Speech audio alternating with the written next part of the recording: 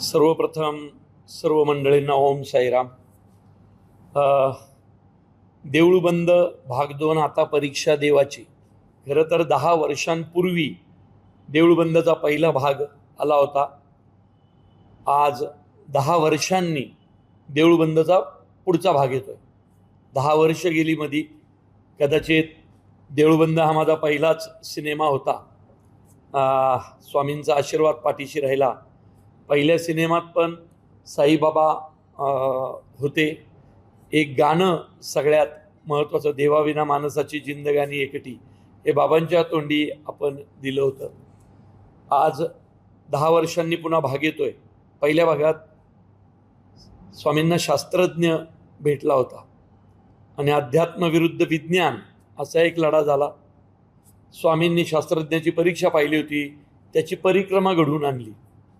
भाग 2 10 वर्षांनी स्वामींना महिला शेतकरी भेटणार आहे आणि इथं स्वामी तिची नाही, ती स्वामींची परीक्षा घेणार आहे.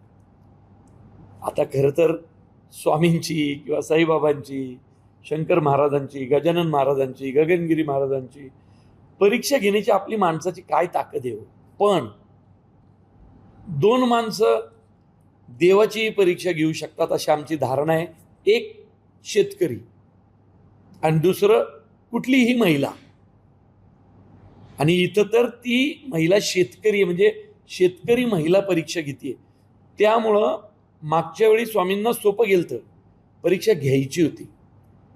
यावेळी शेतकरी महिला स्वामींची परीक्षा घेणार आहे, त्यामुळे स्वामींना परीक्षा द्यायची आहे. काय आहे धमाल आणि एक अद्भुत अशा गोष्टी घडतील, ते तुम्हाला पाहायला मिळेल. शेतकरी महिला इथे एकच नटी आलेली आहे, त्यामुळे हीच असणार. स्वामींच्या भूमिकेत पुन्हा मोहन जोशी वयाच्या म्हणजे तेव्हा मोहन जोशी 65 वर्षांचे होते, बरोबर की नाही. आज त्यांचं वय 75 आहे आणि मागचे 5 वर्षात त्यांनी सिनेमा केला नाही कुठलाच. 5-6 वर्षात डायरेक्ट 6 वर्षांनी ते आले, कारण त्यांना थोडंसं शारीरिक प्रॉब्लेम झाला होता. त्यामुळे 6 वर्ष मोहन जोशी स्क्रीनवर दिसले नाहीत.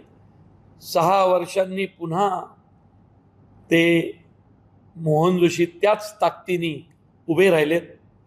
त्यामुळं मी नेहमी एकच गोष्ट बोलतोय आत्ताच्या सगळ्या प्रमोशनमध्ये, की हा सिनेमा तुम्ही प्रवीण तरडे, स्नेहल तरडे किंवा पिट्याबाई किंवा त्यांची कुठली टीमसाठी, आमचे कैलास बाप्पू वाणी, आमच्या कुणासाठी पाहू नका.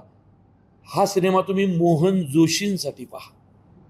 काय काम केलं, म्हणजे मराठी रंगभूमीला लाभलेलं, चित्रपटसृष्टीला लाभलेलं सोन्याचं खणखणीत नाणं येते. आणि यावेळी तर ते नाणं असं वाजलंय की संपूर्ण जगभर त्यांच्या अभिनयाची चर्चा होईल. शेतकऱ्यांना आणि प्रेक्षकांना काय संदेश द्यायचा? बघा, मुळात सिनेमाच शेती, त्याचा बॅकड्रॉप आणि महिला शेतकरी. तुम्ही कुठल्या बाईची आत्महत्या झाली असं ऐकलंय का कधी? बाई का आत्महत्या करेल? ती सृष्टीची निर्माती आहे. तिला तिच्या कुटुंबासाठी जगावंच लागतं. त्यामुळं अशा महिला शेतकऱ्यांनी स्वामींना जाब विचारलाय. त्यामुळे शेतकऱ्यांना एवढंच सांगतो मी, आत्ता साईबाबांच्या दरबारात आहे. माझी अशी धारणा आहे, मागचे 20-25 वर्ष शेतकरी आत्महत्येचा आकडा कमी झालाय असं ऐकलंय का कधी? यंदा होईल. आणि त्यासाठीच या चित्रपटाची निर्मिती आमच्या कैलास बाप्पूंनी केलेली आहे, वाणी साहेबांनी. कारण खूप धार्मिक माणूस होतो आणि त्यांची अशी धारणा आहे की या चित्रपटात मी जे शेतकऱ्यांसाठी सांगितलंय, आपलं वरवर काहीतरी बोलायचं नाही, अत्यंत महत्त्वाच्या विषयांना हात घातलेला आहे. ते ह्या सिनेमात तुम्हाला पाहायला मिळेल. आणि वाढत सतत मागचे काही वर्ष वाढणारा आत्महत्यांचा आकडा यावेळी एकनी जरी कमी झाला तरी आमच्या कैलास बाप्पूंचं जे स्वप्न आहे ते पूर्ण झालं. आणि आम्ही सगळ्यांनी जे कष्ट केलेत ते कष्ट काय म्हणतात सार्थकी लागले असं मी साईबाबांच्या चरणी आत्ता इथं सांगेन. नवीन शेतकरी आत्महत्यांसारखा संवेदनशील विषय पडद्यावर आणण्याची गरज तुम्हाला का वाटते? अरे का वाटली? कारण मी शेतकरी आहे. तुम्ही आजपर्यंत मी एवढे सिनेमे केलेत, कधी ऐकताना ऐकलंय का मी सिनेमावाला आहे बोलताना, किंवा टिपिकल सिनेमावाल्यांसारखं मग मी टीझर लॉन्च 5 स्टार हॉटेलला केला असताना? हा शेतकऱ्यांचा पिक्चर आहे, शेतकऱ्यांच्या पोरांनी केलेला आहे आणि शेतकऱ्यांसाठी केलेला आहे. त्यामुळं याची गरज मला यासाठी वाटली कारण मी शेतकऱ्याचं पोरग आहे. प्रेक्षकांच्या भेटेला आणि साईबाबांच्या दर्शनाला नवीन चित्रपट ज्यावेळी येतो आणि बाबांचं दर्शन घेतात पुढच्या प्रमोशनला लागतात काय बाबांवरती पण कधी विचार केला? पहिला चित्रपट तुमचा इतका सुंदर आणि ते बाबांचे आणि स्वामींचे आशीर्वाद आहे चित्रपटाच्या मागे. हे बघा 21 मे 2026 फक्त 10 दिवस राहिले तो, म्हणजे आज जी पत्रकार परिषद चालली उद्या तर 9च राहतील, 10 दिवस राहिलेत 21 मेला. आणि आजवर चित्रपट रिलीज कधी होतात? शुक्रवार. आपल्या सगळ्यांनाच माहिती आहे ना, सिनेमा शुक्रवारी येतो, हा सिनेमा गुरुवारी येणार आहे. स्वामींचा सिनेमा आहे तो गुरुवारीच येणार, म्हणून गुरुवारी रिलीज होतोय 21 मे 2026. आजचा शेतकरी खरंच एकटा पडलाय का? हे बघा, शेतकरी एकटा पडलाय का पाडलाय प्रश्न, चर्चा ह्याच्यावर होऊ शकते. जगाचा पोशिंदा एकटा कसा पडेल हो? जगाचा पोशिंदा आहे ना हा. फक्त काय सरकमटन्सेस, परिस्थिती बदलत गेली, त्या परिस्थितीनुसार शेतकऱ्यांनी पण बदललं पाहिजे. सिनेमा हे सांगतोय. आत्महत्या हे सोल्युशन कसं असेल? आत्महत्या करून कुठल्याच शेतकऱ्याचा प्रश्न आजवर सुटला नाहीये. आत्महत्या इतक्या होत आहेत, म्हणून हमी भाव मिळाला का त्याला पाहिजे त्या भावांना? म्हणून बोगस बी बियाणं थांबलं का? दुबार पेरणी तिबार पेरणी बंद झाली का?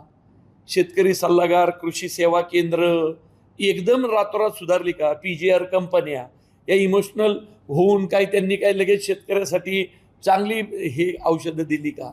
तात्पर्य का मी आत्ता जे शब्द उच्चारले ते पण कित्येक जणांना माहीत नसतील, पण या चित्रपटातून सगळ्या जगाला कळेल. शहरी भागातील जे मुलं आहेत त्यांना काय संदेश बघण्याचा आपण देणार? का बघावा त्यांनी?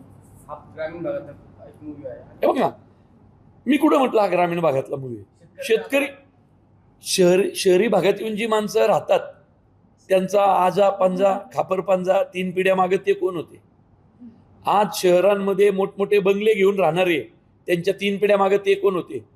अरे आपण सगळे शेतकरी, मूळचे आपण सगळे शेतकरी. त्यामुळे हा प्रश्न ग्रामीण भागाचा याचा नाहीये. मग तसा मांडला असता, हा प्रश्न तुमचा आमचा आहे, हा प्रश्न शेतकऱ्यांचा पण नाही. अहो पुण्यामध्ये प्रभात रोडला मोठ्या बंगलीमध्ये राहणाऱ्या लोकांचाही हा प्रश्न आहे. नरिमन पॉइंटला करोडो रुपयांच्या इमारती बांधणाऱ्यांचाही हा प्रश्न आहे. आणि बुलढाण्यामध्ये, सिंदखेड राजा, मराठवाड्यामध्ये, मुळशी तालुक्यामध्ये, सातारा, सांगली, कोल्हापूर, परभणी, कुठेही जा हा प्रश्न त्यांचा आहे. म्हणून हा प्रश्न संपूर्ण महाराष्ट्राचा आहे. हा चित्रपट संपूर्ण महाराष्ट्राचा. शूटिंगच्या दरम्यान शेतकरी सलग काम केल्याचा उल्लेख आलेला आहे. नेमकं कशी एनर्जी टिकून ठेवली आणि टीमला कसं असतं माहितीये का? मुळात मला कळलं नाही मी 33 तास काम करतोय, कारण शेवटचे 2 दिवस राहिले होते. निर्माते शेजारी बसलेले, या माणसाने काय पद्धतीनं म्हणजे सर्वस्व झोकून दिलंय हो. हा कुणी असा निर्माता नाही ना की ज्याच्याकडे करोडो पडलेत. हा असा निर्माता आहे की ज्यांनी पहिल्या भागाचे सगळे पैसे डोनेट केले होते.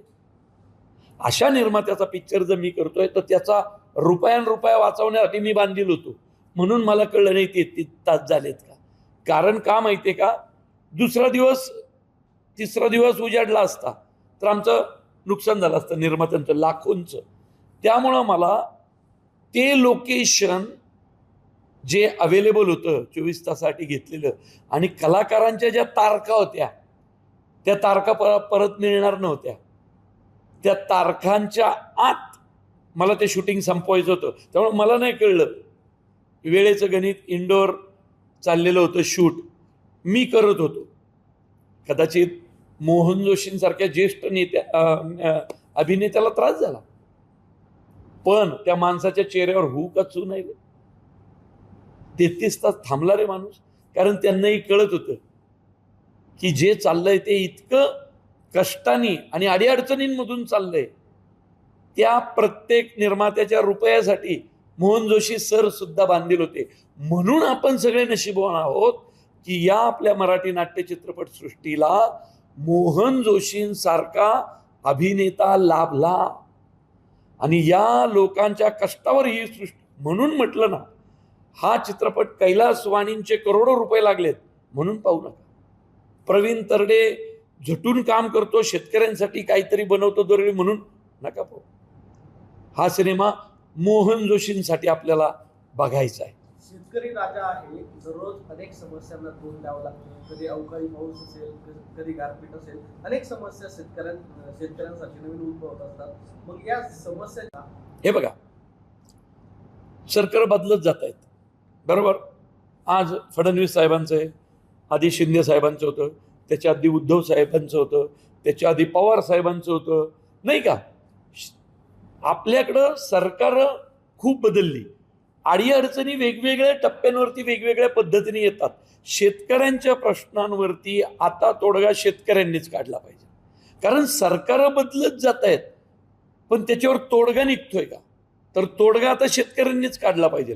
कर्जमाफी हा तोडगा आहे का, हमीभाव हा तोडगा आहे का, बोगस बी बियाणं संपवणं हा तोडगा आहे का, खोटी खतं आणि त्याच्या फवारणी हा तोडगा आहे का, बोगस बी बियाणं कृषी सेवा केंद्रांमधूनच कधीतरी विकली गेली, दुबार पेरणी तिबार पेरणी झाली, मग त्याला शेतकरी जबाबदार आहे का.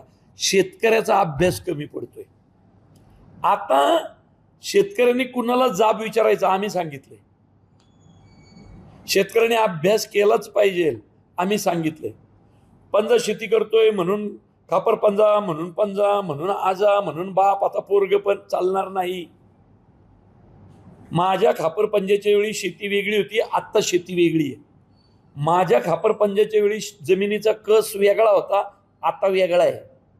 जमिनीचा कस बदलला आहे, औषधाची पद्धत बदलली पाहिजे. मग ती कुठली, कशी, काय, याचा अभ्यास आहे. तो अभ्यास आता अभ्यास केल्याशिवाय परीक्षेला बसायचंच नाही. जर आत्महत्याग्रस्त शेतकऱ्यांच्या कुटुंबाला संदेश द्यायचा असेल तर तुम्ही काय द्या? मी त्यांना एकच संदेश देईल, हा सिनेमा बघा बस. पिट्याबाई काय नेहमीप्रमाणे, आता तुम्हाला तर माहिती आहे, माझा सिनेमा पिट्याबाई नाही, दयाबाई नाही. साई संस्थांनी एक निर्णय घेतलाय की जो आत्महत्याग्रस्त शेतकरी आहे त्याला मोफत शिक्षण दिलं त्यांच्या जाणार मुलांना आहे. मोफत त्यांच्या शिक्षण आहे. मुलांना मोफत बघा. शिक्षण दिलं जाणार आहे. साई संस्थांनी आजपर्यंत, शिर्डीच्या साई संस्थांनी काय काय केलं याचं मी काय बोलणार हो. अख्खा महाराष्ट्र काय अख्ख्या देशाने पाहिलंय ते.